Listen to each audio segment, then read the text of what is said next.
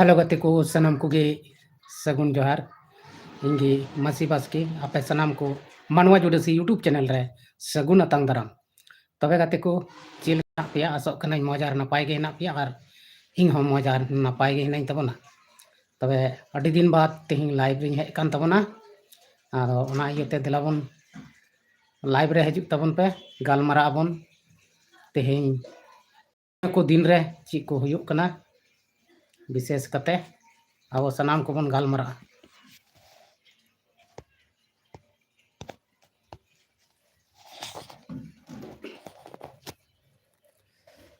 आराम ते नोड़े दुड़ुब कना रूम रे आपे पे ñal दाड़ेयाñ कना और थोड़ा गुचु को हराव का तबना ब्लैक ñok का थिंग दो गति को अडी दिन बाद लाइव री हजु कान तबना कारण वीडियो को बना बड़ाएदा सपोर्टिंग तबन पे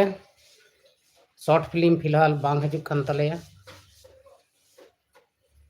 आलेया दल कोगे हनते नते कना और फिलहाल अब बन ñaleत कना परब करे थोड़ा गान बिजी ñok तहे हुई लेना माने दो अबोआ दिसम सोहराय और नवा दिसम सोहराय रे अडी गान जायगा रे अडी आट रस्का हुलस होइना होई बड़ायना अदो बड़ाय गयाबन दिसम सोहराय दो नैहर ससुराल से चला हुयुक तहना और अडी जोर गे सगय हुयुआ तो दिलाबन हजु तबन पे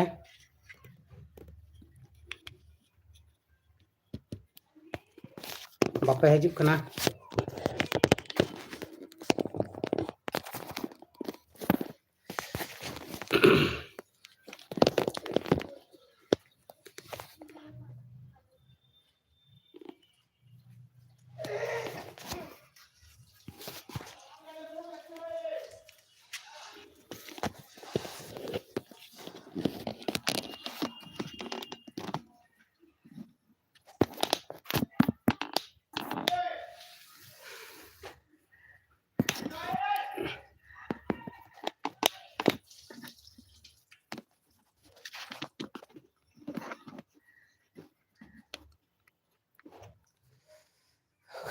मिट्टन हो बापे कमेंट तबना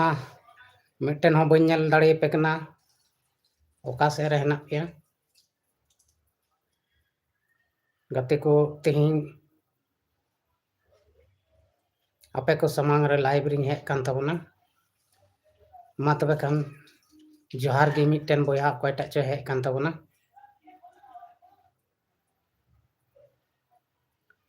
सोहराय को चिलका पे मना बड़ा केदा आपे को सन लई तबन पे उनी हो ओका से चो दड़ बड़े केदा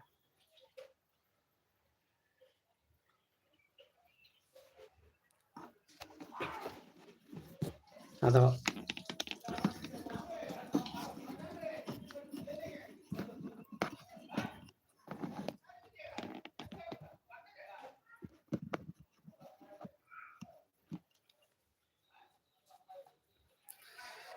आपे से रबांग कना से बांग अडी जोड़ रबांग दिन सेटेरना से सेटेर कना नेस दो थोड़ा गान ढेर ñok गे रियाड़ कना और रेयाड़ कान इयते बाहरे को सेन जस्ती आलो पे दाड़ान तबना सेफ्टी रे तहन लगी थे और बखा रबांग गडाव लेन का दो अडी मुश्किल हुआ आयमा लेकना रोग आजार हजुआ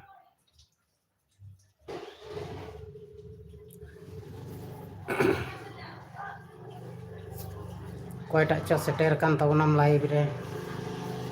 मा अंडे खान कमेंट तबन में कोयटा बोया कनम से मिश्रा कनम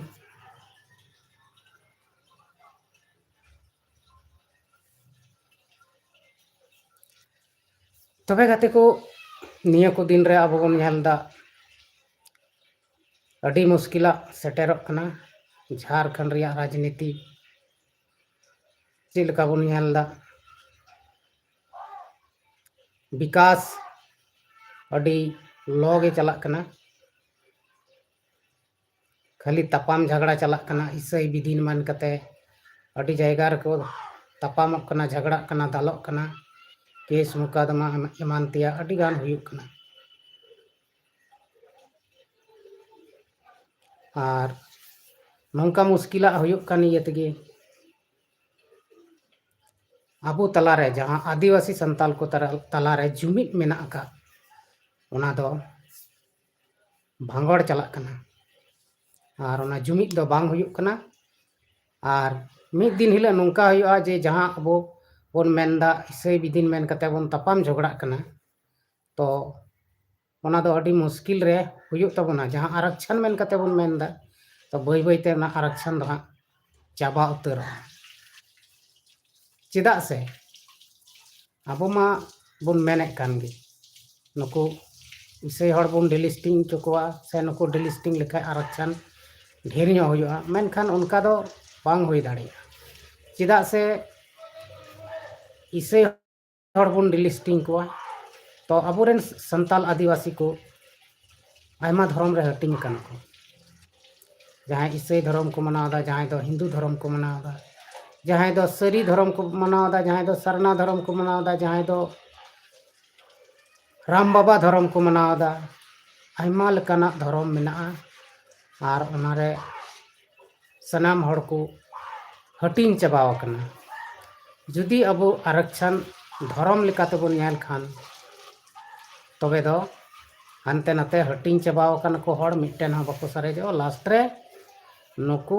आदिवासी को अल्पसंख्यक रे को हजुआ चबा ako आदिवासी गे आदो अबो बोन बड़ाई गया आरक्षण दो मिटन जाति ऊपर ते नामगोग कना धर्म ऊपर ते दो बांग संविधान रे दो नोंका लेका ऑल मेना मेनखान नितो अडी हड़ को मेनदा जहां धर्म में बदल किदा उनी दो आरक्षण बाय नाम चे आदो तीना सरी तीना एड़े नवा कमेंट कते लई तबन पे जुदी सरिया कान गया संविधान आधार ते उनका गे मेना आकादा तबे डिलिस्टिंग हुई दाड़िया धर्म आधार ते और बांखान दो नितो अडिगान मुश्किला हुयुआ अबो संताल आदिवासी को तलारे अडिगान मुश्किला हुयुआ और जहां सरकार ठेन अब लाभ बन नामे कान मिटन लाभ हम बन नाम दाड़ेया नितोन अडी जायगा रे चाहे हिंदू हो चाहे बजरंग दल हो ईसाई हड़ अडी आट को परेशान को अडी आट को तोले को दाले को उनको गिरजे ओड़ा को धसावे तकवा मेनखान नवा दो अडी मरांग भूल कना नौका दो बांग हुयुग दरकार ओना लेका गे संताल आदिवासी को बन नेला तीना संताल आदिवासी ईसाई कान को उनको अड़ी आट को कष्टये को अड़ी आट को कचलनेट को आदो नवा हो मिटन बेसा दो बांग हुयुग कना नवा हो बड़िया गे हुयुग कना आदो नौका लेकाते अबो जुदी संताल से आदिवासी को जहां गे जहांटा धर्म में मनाएत कान मी जुमिद बन ताहें लेन खान अबो सरकार ठे लड़ाई कते जहाना गे अबो हक और अधिकार में ना बन हताव दाड़िया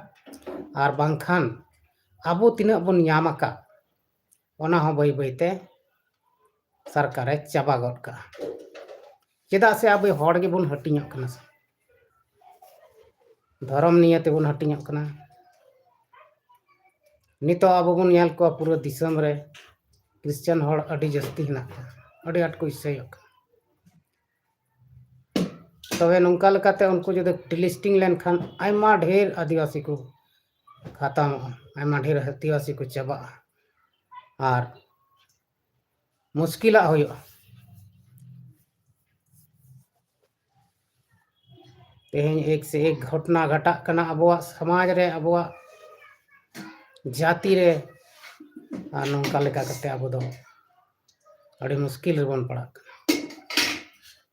गाते को आबो जखन जुमिद रे बाबू ताहे दाड़ेया ताहले अबुआ तीना आरक्षण में चीज को आरक्षण में सानाम चाबा तबन अब नितो बन नेलदा झारखंड रिया स्थिति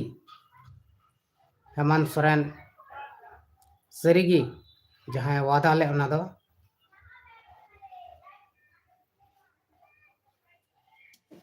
add a sticker Santali things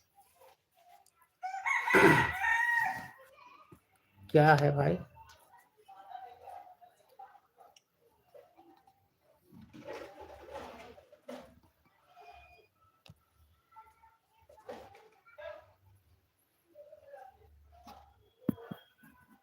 here delete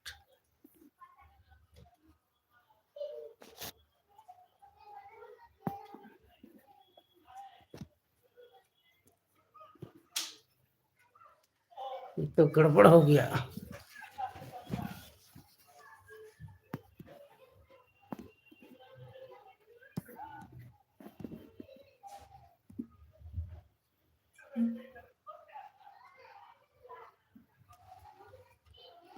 sticker दो बांग होई लेना ड्रैग टू हियर एंड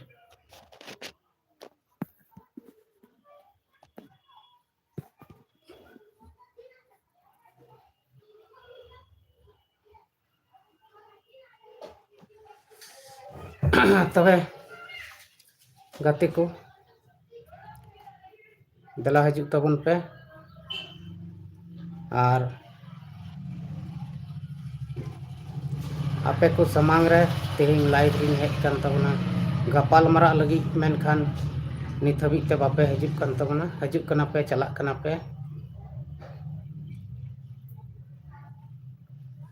अब समाज लगी जहां बोया मिश्रा को कमी जों पे मेने कान खान कमी तबन पे अब समाज नितो हडी लतार से नुरह चला कना आमा हड़ को मेना जे मेनते समाज अब अड़ी हरा बुरू कना मेनखान ऑल पढ़ाव कते हूँ अब समाज रेन जुवन को अकील बको नाम दाड़ी समाज लगी दो अकयटा हूँ बको कमीदा कली मिटन मेन को जे मेनते इन दो सामाजिक हड़ कना समाज लगी इन कमीदा मेनखान उनका दो बांग होयो कना अड़ी दुख रिया कथा और तेहिं दुख रिया कथा ये तगी अब सामाजिक अब जहाँ संस्कृति सनाम आद चाबा कान तबना अब बन मेनगो कन गया आले दो आदिवासी कनाले आले दो संताल कनाले मेनखान बई बई ते अब कल्चर अब जहाँ संस्कृति जहाँ ट्रेडिशनल को मेना उना दो सनाम चाबा इदी कना नित हबी ते अडिगान जायगा रे अब सोहराय परब आतंग दाराम बन मनाव केदा अडिगान जायगा रे सोहराय लहा रे आतंग दाराम प्रोग्राम होइना स्कूल कॉलेज इमानतिया जायगा रे मेनखान जुवन को एने सिरिंग दो को एने सिरिंग कान गया मेनखान नोआ बको बड़ाय दाड़िया कना जे मेनते सोहराय परब दो चेदा को मनावदा से सोहराय परब दो चीत कना मिटन वीडियो बन नेल काट गया पसे पूरा वायरल रे चला कना जे मेनते मिटन पत्रकार दुमका रेन कुड़ी गिद्रा कोई कुली को जहां तो एने सिरिंग कते को दाड़ा बड़ाय कन तेना एने सिरिंग को पूरा कते ना ओडे मिटन प्रोग्राम तेलना सोहराय आतंग दाराम परब के माने दुमका एसपी कॉलेज रे साइड ओंडे उनको कुड़ी गिद्रा को कुलियत को जे मेनते सोहराय परब क्यों मनाते हैं सोहराय परब क्या है मनखान गाते को सरीगे उनको कुड़ी गिद्रा खिटी खिटी को लंदा गट केट गे आर को मी आड़े कना आदा नुंका ते दो समाज चिका से लहा समाज जी ची लगी को मनावदा ओनागे बको बड़ाया आदो बांग को बड़ाया आबो बाबोन ची अको कना होय दाड़े गार्जियन गे बाबोन ची अको कना आदो नुंका ते अड़े मुश्किला होयो कना और तेहिंग बुन नेले कना नुंका मुश्किला होई कना जे अब समाज रेन अब जहाँ कल्चर अरिचली मेना ᱚᱱᱟ ᱵᱟᱵᱚᱫ ᱛᱮ ᱡᱩᱫᱤ ᱟᱵᱚᱨᱮᱱ ᱜᱤᱫᱽᱨᱟᱹ ᱠᱚ ᱵᱟᱠᱚ ᱵᱟᱲᱟᱭ ᱠᱷᱟन तबे अब दो बेकार गयाबन ओनाते आयुर को जरूर कना उनको बढ़ाई चको जरूर कना जे अब तीन परब परबास मेना और नवा परब परबास रे अब दो ची को बन चिकायदा से चिदा बन मनाव बतावदा से ची लगी बन नवा को बन मनावेत कना ओना को दो जरूर बढ़ाई लगती कना और अब अबोरेन गिद्र को लय को जरूर कना मेनखान अब बाबन लय को कना ओना इये तेगे अब समाज दो अड़ी लातार से चला कान तबन गाते को नवा लाइव सेशन रे हेक कते इन लय तबना अड़ी मुश्किल हालत रे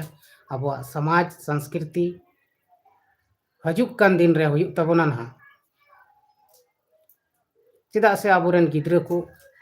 ओना विषय ते बाबन बडाय चे को अब भाषा भाषा चिकना बांग कना नवा विषय ते अब बाबन ची को कना आर बाबन बडाय चे को ना इयते अब जहां संस्कृति अरिचली मेना नवा कुमा तो सनाम मेटा गे अब भाषा को हाँ बै बैते मेटा आदो अब दो दिकु लेका बन हुयुगो आदो उनका बांग हुयुग लगी ते अब अपनार अपनार समाज लगी अपनार अपनार अतु टोला रे अब बन तहन कना ओंडे अब मंझी मोड़े बन दुड़ुब कना जरवा कना बन गालमरा कना बन ओंडे खन गे अब समाज रिया तीन बड़िया से बेसा मेना ओना दो हरा बुरुआ से बड़िया दो अचोक रिया बन कुरुमुटुइमा नितो मिटन सुरेश मुर्मू जहां दो बन बड़ाई गया उनिया हो पूरा ट्रेंड रे वीडियो को चला कानतिया बांगमा बोले उनी दो यात्रा और फुटबॉल टंडी से फुटबॉल खेल को बंदोय लगी पूरा झारखंड रेन हर जगह रे चिट्ठी एम को राज्यपाल से झारखंड सरकार आयमा जगह रे चिट्ठी एम का आदो उनी दो यात्रा बंदा और फुटबॉल खेले बंदा और नते हंडी परवा न्यू को दो बाय बंदोय से बाय बंदो चको आदो नोंका लेकाते चिका समाज दो हरा बुरु हंडी मते ताहन हंडी मा अब बन नेले को रोड धारे को दुकान का कना उनको से तो नजर गुजर कोई हम बान चला कना जे मेनते उनको बन मेताव को आलोपे अगुई तबना अक्रिन से बंदोय पे नवा दो उनते दो कोई हम बको मेन दाड़े कना चिदा से उनको जुदी नितो बंदो को मेताव को तबे उनको रोजगार को खोजो मेनखान रोजगार कोई हम झारखंड सरकार मत बाय ध्यान कन से ध्यान कन नवा अब बन नेले कन गया तीना ध्यान कना तीना बाय ध्यान कना आदो ओनाते अपनार समाज लगी दो अपनार समाज रेन जुवन को गी लहा हुआ बिचकम जुवन को हनते नते मोचा कोचे कते पारमो तो बांग हुआ से अपनार जुवन समय दो अवड़िया पारम गिडी का दो बांग जरूरा आपे सनाम को जुवन को इन नेहर मेना जे आपे कुरुमुटुई तबन पे अपनार समाज लगी अपनार आस पास रिया रेन हड़ को चिक को चिकाय तबना और जेमन भागिया को चिकाय तबन और बखाय नौका तेदो समाज सनाम डुबो चबा और मिद दिन अबो हबन आद उतर तबे गाते को तेहना नवा ओका लाइव सेशन वीडियो तहन लेन नवा दो नोड़े गिन मुचे तबना और नौका गे लाइब्रेरी हजु तबना गणो तबन पे सपोर्टिंग तबन पे जेमन इन मोटिवेशन बढ़ा तीन और आपे को लगी वीडियो को आगु दाड़े तबन दिलाबन तबे तेहना नवा वीडियो दो नोड़े गे मुचे दो कान तबना मा अंडे कान सनाम को गे इन सेन खय मुचे जोहार।